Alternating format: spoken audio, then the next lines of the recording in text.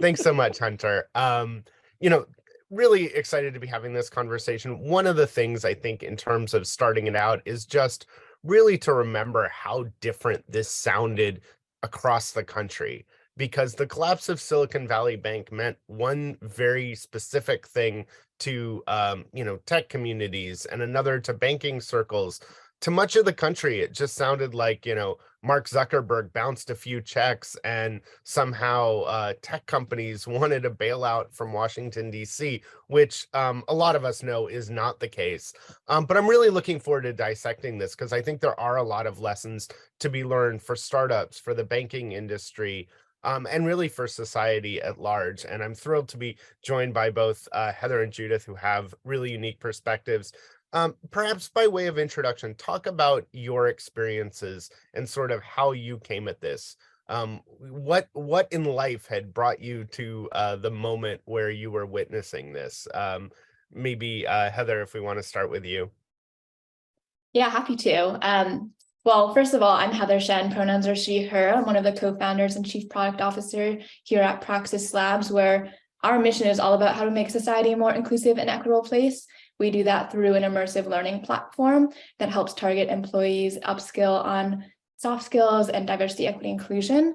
And so what brings me to this conversation is I'm a first-time founder. We have gone through and we're kind of working with another regional bank that was not so dissimilar to SVB. So we obviously felt the ripple effects of the SVB's collapse, kind of the ensuing panic that happened a couple of days after that.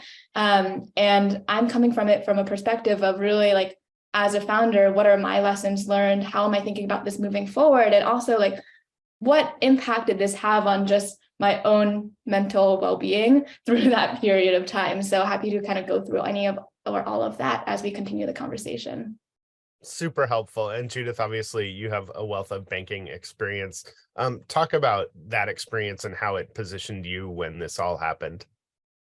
Well, so yeah, 40 some plus year banker, been in venture banking since the mid 90s, starting in the Bay Area. And first, it caused me to relive the trauma of 2008, when, while it was a similar in terms of what happened to banks' balance sheets, only there was, the mortgage-backed securities. It was such a frightening time as a banker. And so it was like PTSD when this all occurred. And all I could think about, I have competed against Silicon Valley Bank for most of my career, and I've always respected them as a competitor. And my heart sank for entrepreneurs and VCs that this happened, because so much of the business has concentrated there. And all I could think about were all these entrepreneurs, sick to their stomach. How am I going to meet payroll? So it was, I'm unfortunately too empathetic for my own good. And so I did talk to a number of entrepreneurs through this time to kind of help them think about things. But I thought it was just a real shame, that this had to happen. And it was such a confluence of events. And as a banker, it really made me sit back and think about how quickly banks can fail because of our online banking today. So, so many ramifications. I'm excited to go through the various aspects of it. Definitely. And Judith, maybe you can help us. For those who don't know, tell us about Silicon Valley Bank's sort of unique position. What do they do? Again, people don't really understand it. They think it's, where Tim Cook bumps into Mark Zuckerberg on the way to deposit a few checks. What did Silicon Valley Bank, what did they provide? Why was it unique? And then let's talk about some of the things that led to its collapse. Sure. Silicon Valley Bank, started in the early 90s, and they were able to grow up in concert with the venture industry, because the venture industry was very small business at that time. And so they did an excellent job of building networks across the community and, looking to provide services across all those aspects.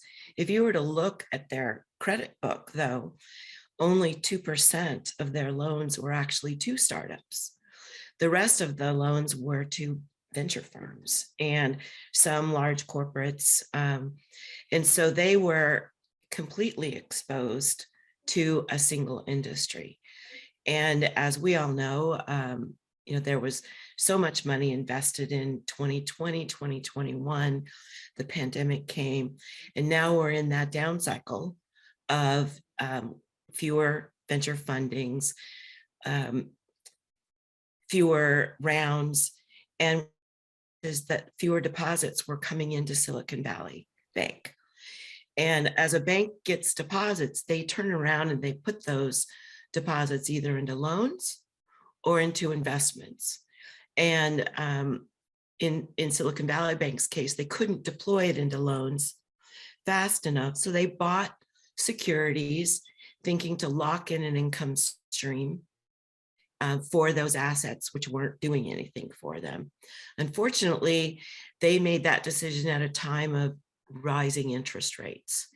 And usually when you buy a fixed instrument like that, you buy hedges to help you. If there's interest rates go up or down, you're protected. They chose not to do that because there are costs entailed. And, my view is that they were looking at the future as if it was still rosy and that they were still going to have a lot of deposits coming in to replace the money that they put in those securities. But that didn't happen. And then the day happened where everyone could just go on, hit their online wire transfer and move the money. And that for SVB, losing $42 billion meant that they had that money that they were using for loans and securities, they now had a big hole. And so it was a double whammy. It was the bank management not really managing the interest rate risk they were going to have. And it was a skittish clientele that was in one marketplace. So if they had been more diverse, if one segment had fallen, then the other business would have covered up for it. Signature Bank, another bank, 20% of their business was in cryptocurrency. And when 20% of your balance sheet goes away, the same thing happens. And so a lot of this has to do with concentration of risk and bad decision-making. And, in venture, we all have a very optimistic view of the world. And we don't really do a very good job of forecasting that downturn. So that, in a few minutes is really what happened. Well, that's super helpful as, sort of an overview of what happened. Heather, what was that day or couple of days like for you? I know you weren't personally impacted. It's not where you were doing your banking. But talk what it was like. There were obviously ripple effects you mentioned. There was an impact, even though it wasn't your bank that failed, you took action. Talk about what it felt like for you, particularly as a first-time founder navigating through this. Yeah, I think this was truly historic. Hopefully I only lived through this once in my lifetime, to Judith's point that this brought back 2008 and all of the PTSD that comes with that. But I think on Thursday, it was when SVB announced that it had to raise additional money, billions of dollars, to cover some of what Judith just outlined. And then over the next 48 hours, essentially, it was one of the largest bank runs in history. US regulators took control of the bank, shutting it down. It was like one of the largest banks in the startup world had collapsed. So truly, that was an intense 2 days. I think on Thursday, one of our investors had reached out and be like, hey, have you seen the news? I know you're not banking there, but what are you doing to kind of shore up your own and kind of have protections? And we were like, oh, okay. There's a lot of things going on in a startup. We're like, we'll prioritize this as getting to it on Monday. Clearly not the right level of priority. I think when SVB did collapse on Friday, or the US regulators took control, that initiated a huge ripple effect, and it really shook the entire startup ecosystem. We started getting emails and texts and calls from investors that other regional banks, like the ones that we were banking with, could be in trouble, that they could also be experiencing a bank run. We got recommendations that we should open a bank account with a more established partner as soon as possible. And this was, Friday during the day, going into the afternoon. Most banks were closed. Thankfully, I think, given the historic weekend that it was, or historic event that it was, a lot of them worked through the weekends and tried to kind of partner with us on that. So, and on top of all of that, payroll was just in a few days. So it was coming up at that point in time where we had to make sure that we can protect and provide for our team. So we really need to have a backup plan for every scenario. It was not just, I think the stakes felt really high. So that weekend was truly a blur of calling multiple banks, seeing what was possible, filling out countless bank account forms, sending emails, eagerly awaiting if there were any updates. I think there was kind of this moment where I think I would send an email, I just like sit at my computer and like feel that those nerves, and like there's really the helplessness of like not being able to do anything. And so thankfully we got through that, opened up our new bank, kind of had those protections. And by the start of the new week, we had learned that the US federal government would kind of guarantee those deposits. So things felt a lot more safe. But I think that whole process, as well as that mindset that we were in of like, this is truly emergency mode, we got to figure out how to protect the money and protect our team. There were ripple effects and kind of it seeped into a lot of the other ways that I approach the different priorities and approach to startup life that I'm happy to go into. But that was my experience of those, at least initial for a few days. Super helpful. And I know from talking with a lot of startups, it was, even if you weren't banked there, it was, where are my partners banked? A lot of startups rely on a lot of partners for things that larger businesses might do on their own. So you might not be banked there, but if the company who processes your payroll is banked there, or the company that does your benefits, or a lot of your customers, I think that was one thing we saw really early on, was just this need to recognize your exposure could be beyond where you banked. Another thing that I heard you bring up that I definitely want to make sure we dive into is, even if you weren't banking with Silicon Valley Bank, there's been some shifts. I mean, it's interesting to me to look back at the tech and startup banking ecosystem. Before Silicon Valley Bank collapsed, there was actually pressure to use them. I heard from startups who it was basically a condition of their funding. Their investors said, you gotta bank here. Yeah. And it's interesting to me, Judith, that we've moved so far from that we now have startups, even that didn't lose money, well, a lot of people didn't lose money, but even those that didn't bank at Silicon Valley Bank, the response is, wow, I better put my money in one of these really big name banks, one of these too big to fail banks. I want to dissect all of that, but I think it's important to understand, before we get into that, Judith, again, this wasn't just a bank providing checkbooks. They were doing a lot for the startup ecosystem. Talk a little bit about that unique position that Silicon Valley Bank held, and from competing with them, and sort of what services are still needed that they provide. Because from talking to startups, my sense is their collapse leaves a pretty big hole. And again, it's not that there aren't other bank options. Right. It's the other things they did. Well, I think that they had done a really great job of formulating their products and services specific to the startup community. And there are a lot of differences in the startup community versus, a Main Street mom and pop small business. And so they really catered to and understood and gathered products and services and service providers to cater to that. And when you have a contagion like this, and I that word is really on my mind, especially after coming out of the pandemic, that fears like this are a contagion. And I think one of the things that I was going to talk about today is, no matter how small you are, you should have a written bank and investment policy defining, what kind of banks you want to work for. I, over time, migrated from bigger and bigger banks to smaller and smaller banks. And that was because I really enjoy the close customer contact. And that's very hard to do in a big bank because there's only cookie cutter services. And at SVB and the other that cater to this, you could sit down with an entrepreneur and have a conversation and, not have to explain what SaaS is, and so a lot of that is the unique language and understanding and insights. And so, and they had 40 years to build that unique pipeline of products for them. And so, and it is such an interconnected world. I tell everyone in this space that good news travels fast, but bad news travels even faster.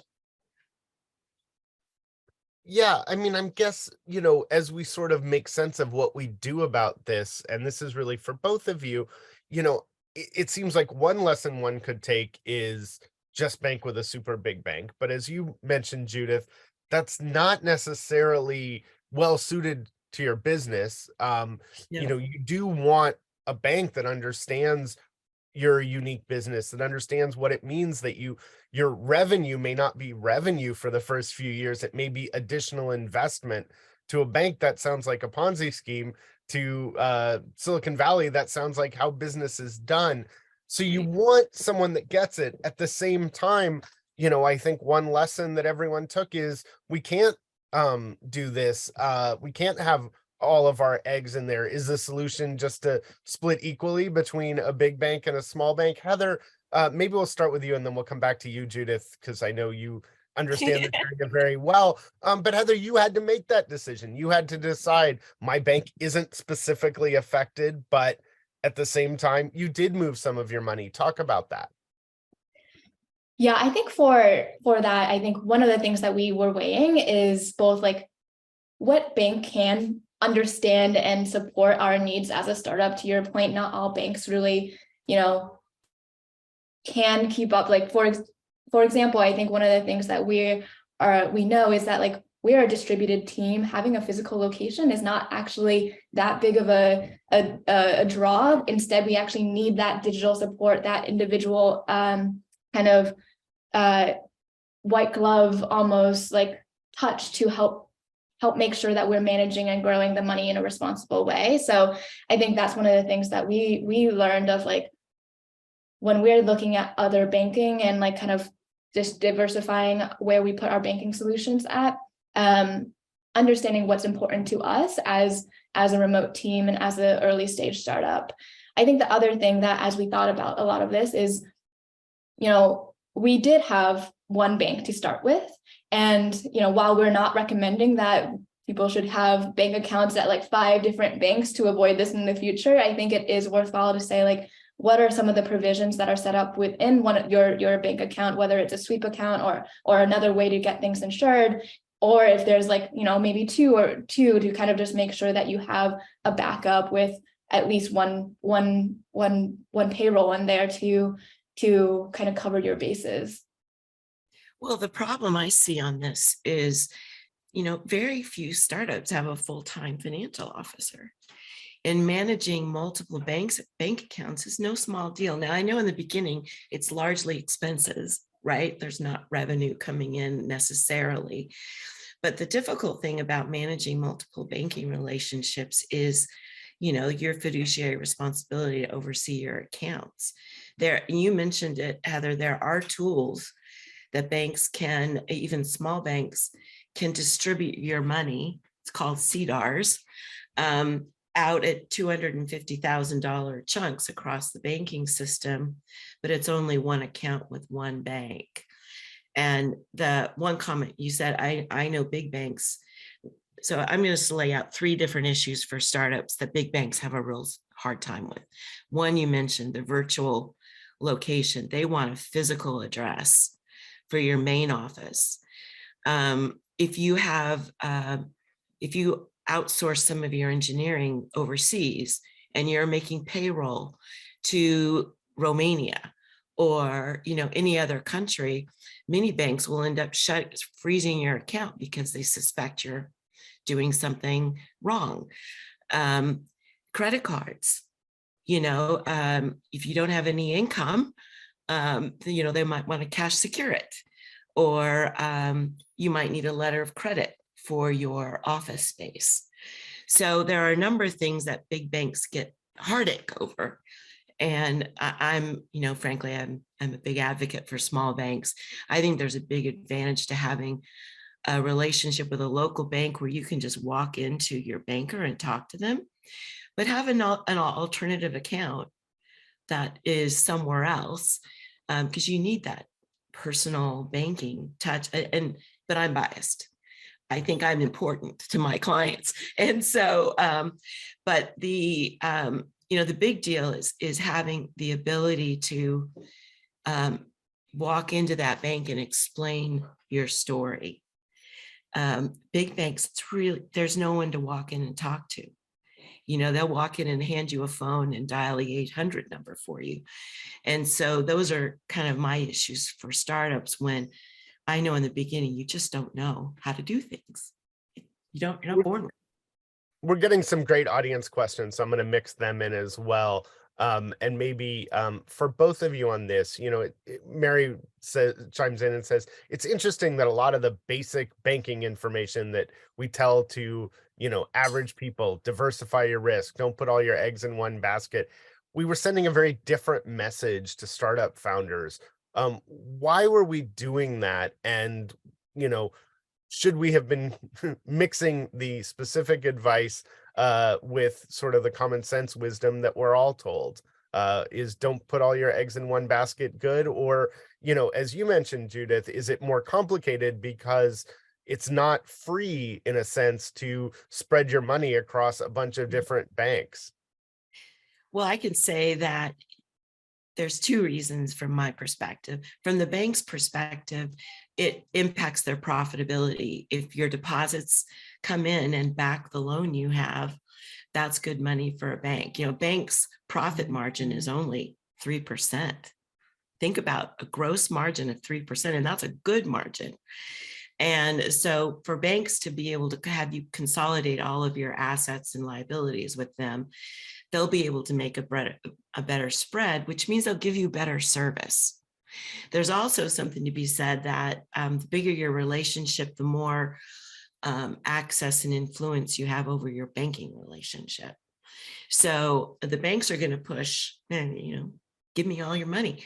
When, it does make sense to make sure that you are identifying and managing your risk intentionally. We open up our checking account because it was the easiest online access. And, that I get that when you've got 15 minutes a day to do your banking, but at the same time, you have to really balance that risk out. Heather, I'd love to hear your What thoughts. do you take away from this, Heather? What lessons do you feel like you've learned as a first time startup founder, and how much harder do you think it was going through this as a first time founder without sort of that experience of having ridden out 2008 or having been through other similar things?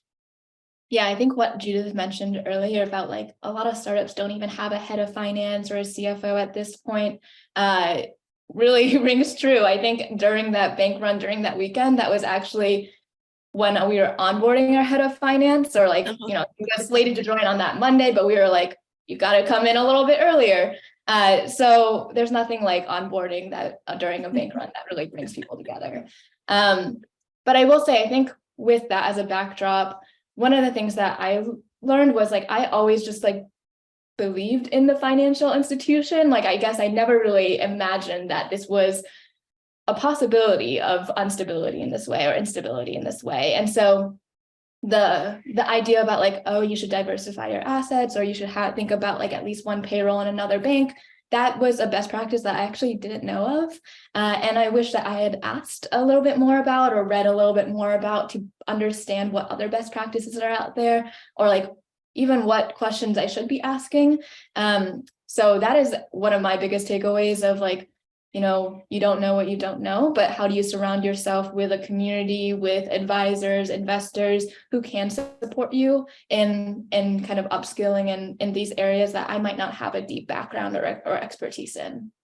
Yeah, I One mean, of two the things really resonate with me. I mean, the idea of gaining mentorship, is so important because there are people with different expertise, but also just again, I think this looks so different outside. Like, correct me if I'm wrong, but it seems to me as a startup founder, like before Silicon Valley Bank's collapse, like one of the last things you would think of as like risk and worry is your bank. Like everything about startup is risky and filled with potholes. My sense is the bank was probably not something you were thinking about a lot prior to this.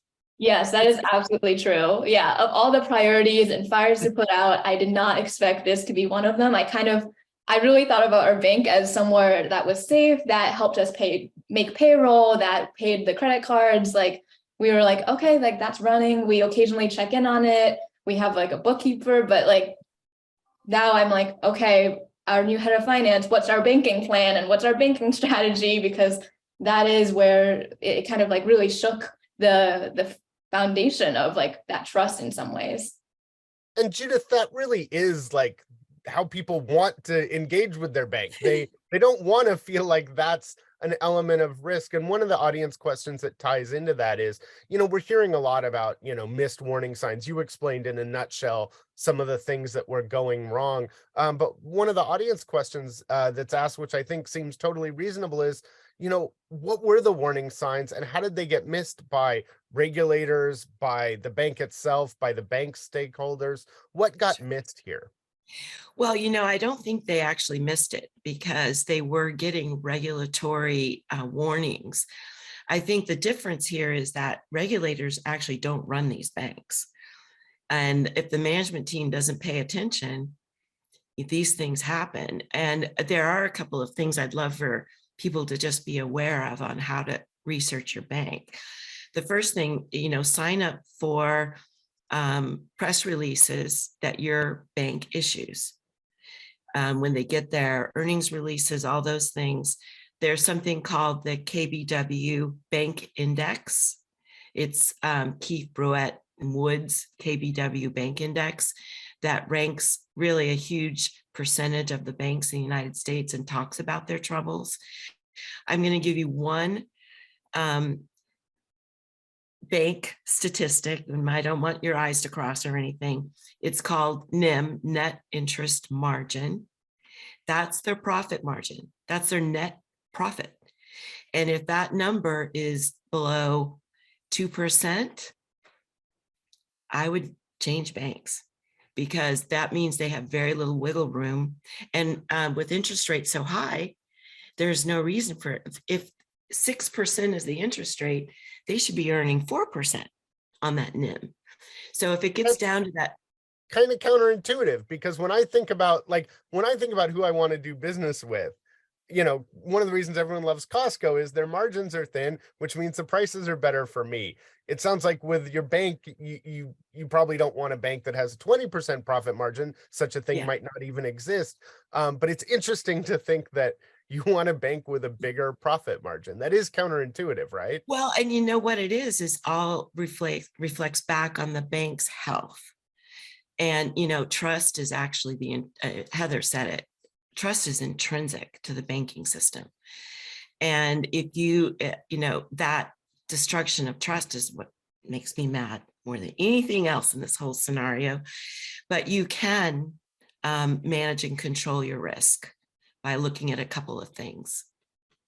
Well, and in a sense, you can and you can't. I mean, all the things that you point out are really useful. And, as you say, there were warnings. There were some signs of, hey, these things you're doing, there were some red flags. At the same time, one of the things that we've talked about in some of our prep for this is this idea that to some degree, the problems might have been long-term issues, but the short-term issue, as is usually the case in a bank collapse, the short-term issue is almost always a run on the bank. And one of the things that was different from 2008 was how quickly this happened.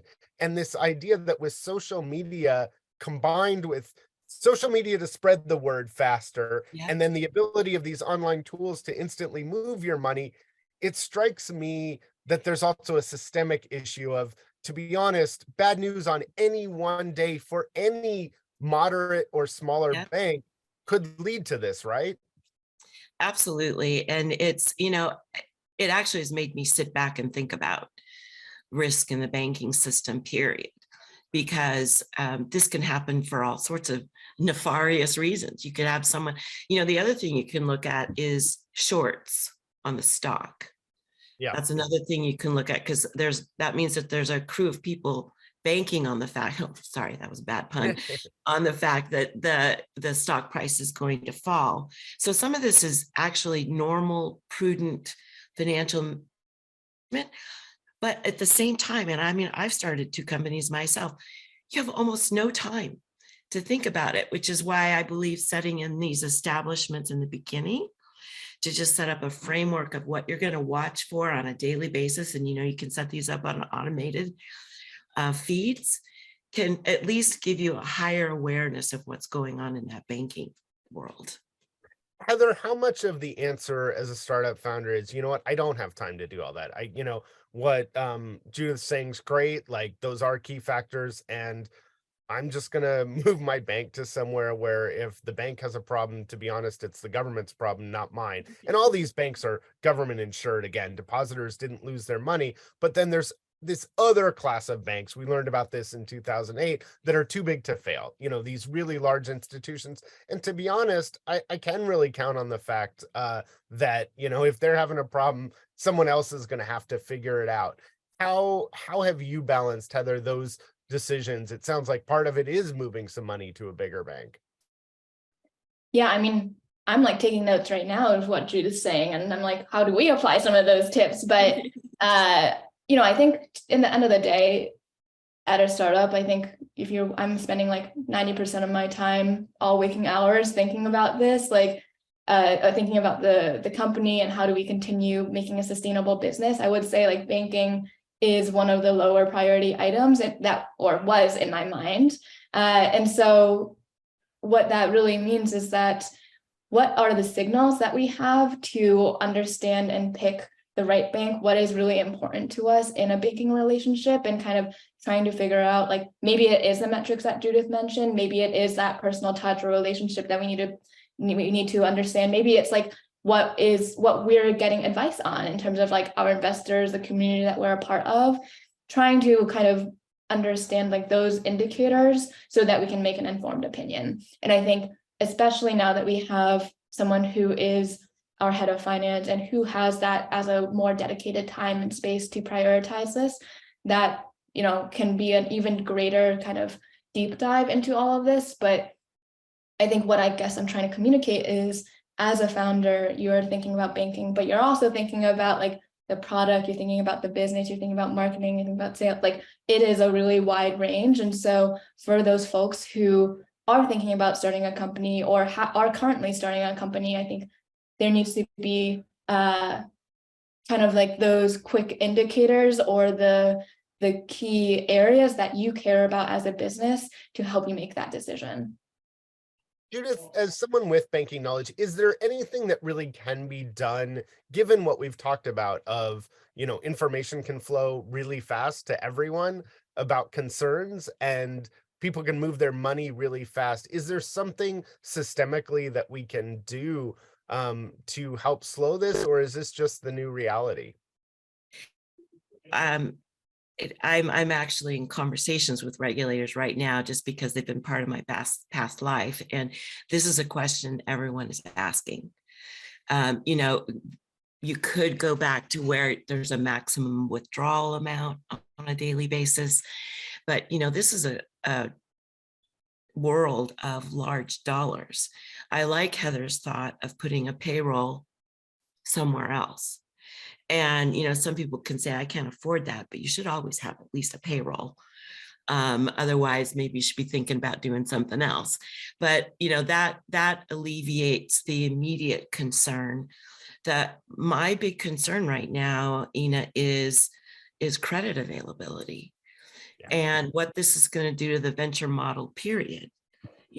Over the last 20 years, venture has included some debt component in their decisions to make investments. And that's why they had such a cozy relationship with SVB. They were going to put 10 million in, an investor, and you get a $2 million line. That's not really going to be available very much anymore, unless, there's Banks can do it if you keep extra 3 months of cash over your cash burn.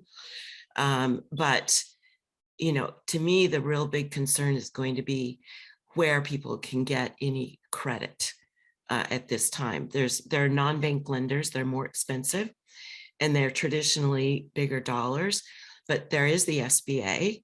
If you don't have venture investors, SBA is a great tool.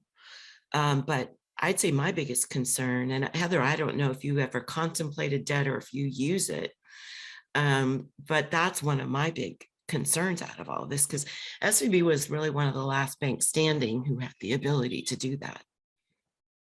Is that something that has directly you guys have considered, Heather? Yeah, I mean, I think SVB was probably like the leader in doing venture debt. And so as, startups are thinking about the fundraising landscape, what are the different avenues to capital, like fundraising debt or venture debt was often one of the things on the table, in addition to equity fundraising. So I think as startups and companies are continuing to think about what's the next round, or kind of like how do they continue growing, I do think that this plays a big role in understanding like what are the options available, like can companies continue to survive on other streams of capital? One of the questions we've been getting from the audience, a couple of questions around the role of communications. And obviously communications are important to a startup to say what you're doing. They're also important for banks because as we've talked about, it really is all about trust. I mean, a bank at the end of the day, the most important thing is that customers feel safe leaving their money. Otherwise, you literally don't have a bank. I mean, that's kind of the lesson. And so, one of the questions I got was, were there mistakes that were made? How did they handle their crisis communications? It's sort of a tricky position. I think it's easy to criticize, Judith, what a bank says when they need more money, but it's a really delicate balance if you're a bank and you suddenly need more money, because you got to tell potential partners, hey, we could use some money. But if you tell the world we need some money, as often is the case, that could be your bank. So talk about how SVB did in terms of crisis communications.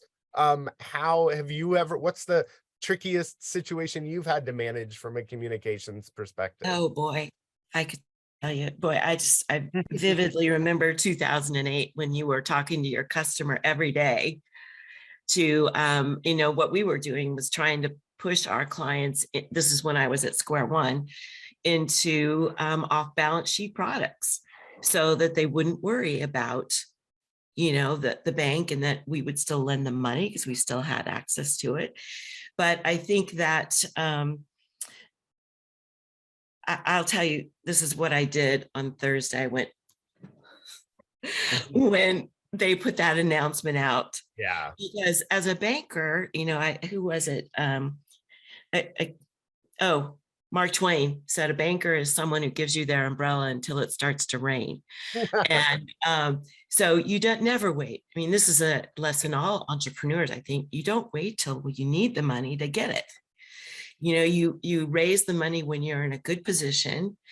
And I really do think that the culture there was one of always up.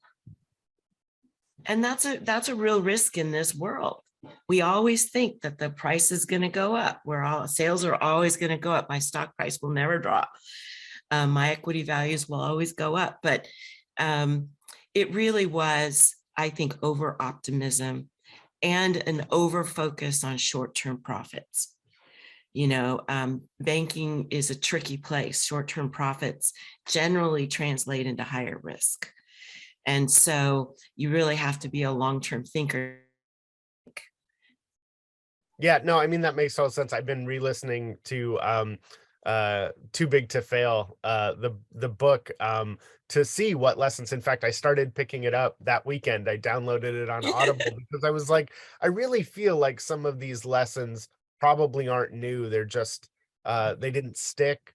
They weren't learned. And then there are things that are different. Like I imagine were redemptions as easy in 2008 as they are today, that crisis would have spiraled way faster. And I really do worry about the future, the next 2008 style crisis. I mean, it's just one of the costs of, the flow of information. At the same time, I think what is impressive, and I'm curious what you both took away from this, was the speed with which, the government stepped in. I mean, people have said this, and I think it really is true. There is no organization that operates as ruthlessly efficiently as the bank regulators. They come in on a Friday afternoon. By Monday morning, everyone has access to their money, and it did work again. I mean, for all the lessons we're talking about learning, was one of those lessons also the system works,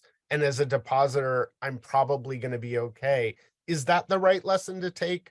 And should that give us some comfort as we're also dealing with these other, oh, we need to worry about our bank risks, the fact that it's still the case that depositors generally don't lose money?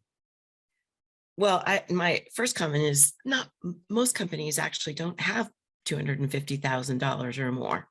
Really is just the venture space where you have a lot of money in the account. It is different. And if you think about the entrepreneurs and the regulators who are working today, they weren't around in 2008. And the lessons learned are always forgotten because this world is a world of optimism. That's what Heather, I don't know what you think about that. I mean, Heather's a founder, like optimism. Yeah. I don't know. There's no such thing as a pessimistic founder. If you were pessimistic, You wouldn't be a founder. You go into journalism, you do something else. But how do you sort of, how do you walk away from this? Again, we've talked about all the shortcomings in the banking system, but at the end of the day, even if you had your money at Silicon Valley Bank, the next Monday you still had your money. Do you take comfort in that? What do you sort of make, not just of the lessons that led to its collapse, but also the fact that, the system in a sense did work? Silicon Valley Bank failed, but the banking system worked. Am I wrong in that that's part of the lesson, Heather? I don't know if I can speak on like the banking system as a whole. I feel like the government did step in to avoid like a waterfall effect, if I'm like reading the situation correctly, because I think at the same time with SVB and Signature Bank's collapse, there was also First Republic Bank. There were all these other regional banks that people were really spooked and they wanted to move their money. And I think that weekend was incredibly tense for a lot of entrepreneurs and a lot of business owners as a whole. So I think while the government stepped in at the right time and it ultimately did give a lot of peace of mind for people, I can't say for certain if I'm like the banking system works and it's like we're back on track and like there's nothing that can be fixed here, because something did happen here that felt unprecedented to me, even if it was like a cyclical event or something that had happened in 2008. And I am a little bit thinking about like, okay, like what next, or like what is going to happen for like the regulators and these banks to kind of make sure that we're protecting and kind of keeping folks safe. Well, Judith, one of the things that they've done, which actually has created a ton of stability, is allowing banks who have these lower interest rate securities to borrow from the Fed as if those securities were still at full market value. And so that gives banks the ability to, release the pressure. So just that one thing has done a tremendous amount to stabilize the system. Unfortunately for Silicon Valley Bank, because they were such a unique structure, they couldn't turn around and just sell that bank. Signature Bank was sold. Signature Bank is a little bit different because they were on an investment banking model, but usually what happens is they can wait until the end of day Friday, they close it, sell it, and Monday it opens up under a new name. But because SVB was such a unique animal, no one wanted to touch it. And I think that just comes back to, it's almost diversification on the bank side. So if you're working with a bank that is completely focused on commercial real estate, that's a red flag. And actually that to me is the next place of trouble, is commercial real estate, because of the interest rates. That's costing these developers more to loan than they can get on the return for the property. So, it's really being prudent about evaluating your business partners. But I actually do, think that the regulators did a great job. And as hard it is for me to say, the mistakes at SVB were so egregious, it would have been impossible to keep it open. And it wouldn't have mattered if they had lent the $1.5 billion that they had invested in, because 42 billion left. That's just, there's no way they could have saved that bank. I think I'd be remiss if I didn't, while we have sort of such founder wisdom and such banking wisdom, it's great. And we should talk about the lessons from SVB, but what are some other things that you wish you had known earlier in your careers? We have, startup folks that are watching this, we have banking folks, we have communications folks, and I'm curious sort of, what are some of the things you wish you'd known earlier that you know now? I think the biggest piece of advice I would give, especially as, someone who might be looking to fund their next big idea or looking to think about what their banking solutions are, is don't be afraid to ask the question. I think as a first-time founder, I have asked many stupid questions, and I have done a lot of Googling and YouTube video watching to try to wrap my head around, like, what does a really great partner in banking look like? What are some of the financial questions I need to be asking myself, the metrics that we should be looking at when kind of choosing a partner in this? So I think that's maybe one of the biggest pieces of advice I'd give, is like, surround yourself with people who either have gone through this before, who are knowledgeable in this area, who you feel comfortable and confident reaching out to for mentorship and support, because starting a company or pitching an idea is hard enough as it is. I think it really takes this community to kind of lend its expertise and wisdom. So I'm just grateful to have been on this call with Judith and with Ina as we kind of talk through a lot of these interesting topics. If I were to list all the things I wish I knew when I was younger, we'd need another hour. But I think that the big thing that my takeaway over my many years in this business is I think the biggest mistake founders make is focusing too much on the valuation of their company instead of building the business. And I also think that because it is so difficult, you just don't know these things. I had to learn a lot of these things over my years of life. And I would say the biggest thing I would recommend is find a banker to be a relationship person for you. And, it doesn't even have to be where you bank. It can be at a local bank, but find someone who you can develop a personal relationship with, that you can ask these questions. And, actually bankers get really excited if they ask questions. It's a little secret I'll give you if you engage with bankers, but be willing to spend time, and you'd be surprised how much a banker will give back to you at absolutely no cost. Especially they're very much immersed in their own local community.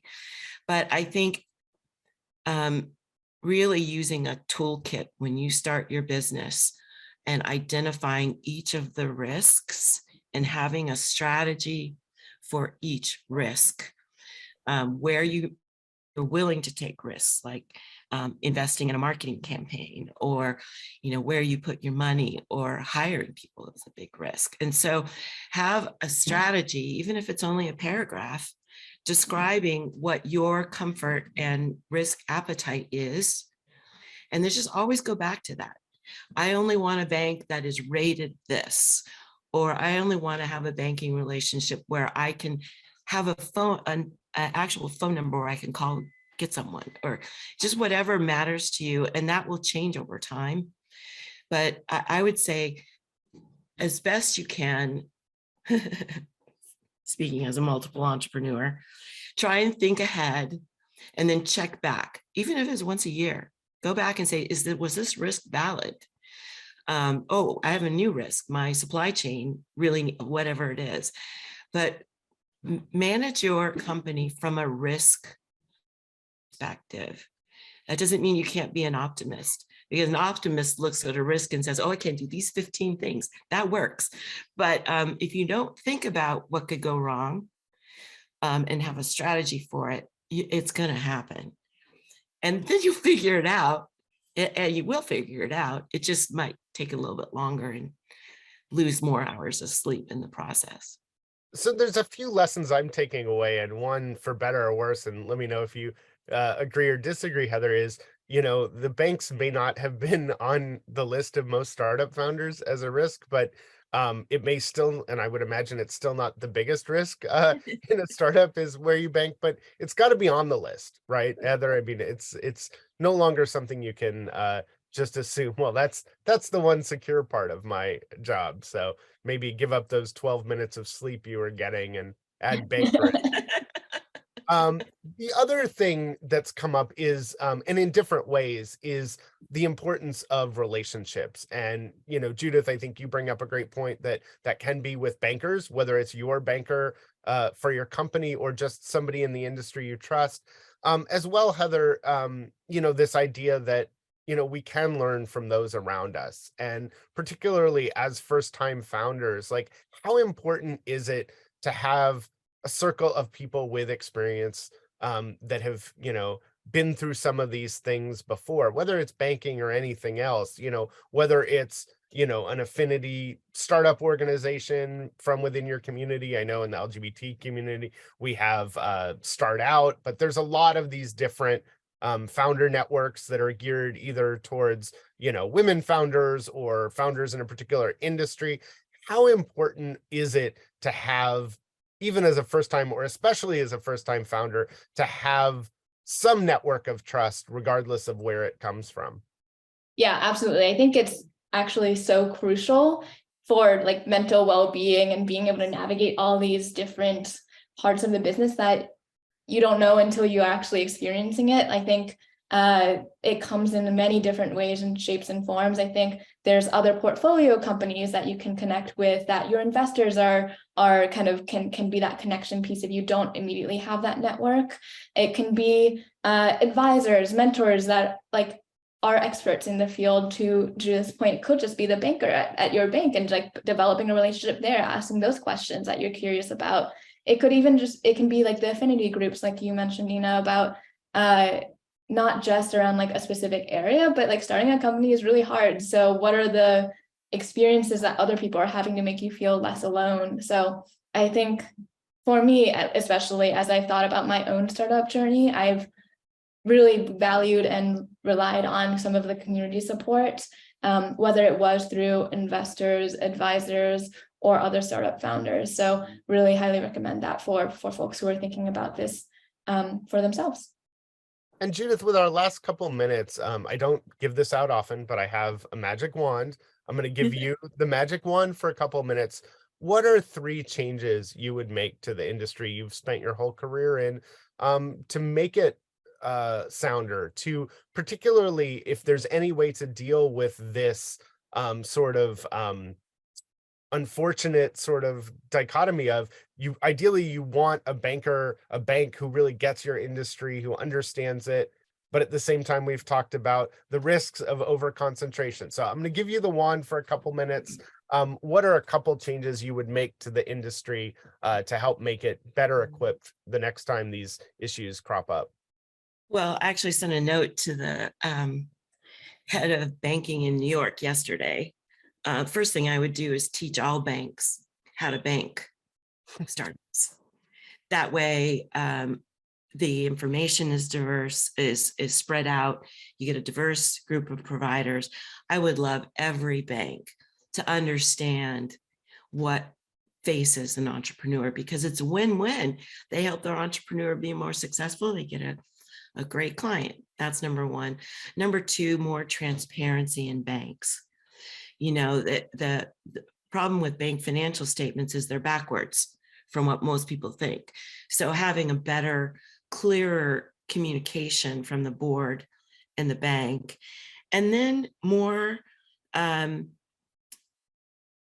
crossing the streams in the industry. You know, one of the things I was thinking about as you were talking, Heather, is what I did in my early days when I was just a kidling. I would reach out to other industries. So if you're competing against a company, a big company, make a friend there. You know, so it's really, the network effect is tremendous. But I would say those are my three things, Ina. Awesome. Well, with 1 minute left, Heather, I feel like it'd be rude if I didn't give you the wand. What's one thing you'd change about the startup industry?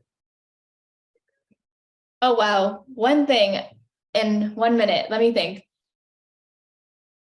I think I would lean into the network effects like Judith mentioned more. I would make it easier for people to connect with others who are going through similar challenges and who are excited to kind of pool their resources and thoughts together. Well, amazing. Thank you both for a fascinating discussion. I hope it's been as helpful to everyone else as it's been for me. And I think I Thanks see so Hunter much. Thanks, everyone. or Alex ready to come on.